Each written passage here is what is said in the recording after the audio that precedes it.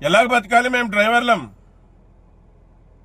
మీకు ఓటేసిన పాపానికి మేమంతా రోడ్డు మీద పడ్డాం కాదయ్యా. అంత పెద్ద కరోనా వచ్చినప్పుడు కూడా ఇంత ఇబ్బంది పడలేదు కదయ్యా. అంత పెద్ద మహమ్మారి వ్యాధి వచ్చినప్పుడు కూడా ఇంత ఇబ్బంది పడలేదు కదయ్యా. 2 సంవత్సరాలు కరోనాతో ఇబ్బంది పడ్డాం కదయ్యా. ఎప్పుడు కూడా ఇలా ఇటువంటి ఇబ్బందులు రాలేదు కదయ్యా. ఇప్పుడు ఎందుకు మాకు ఇబ్బందులు? అంటే మీకు పరిపాలన చేసేకి అవుతుందే కాదా?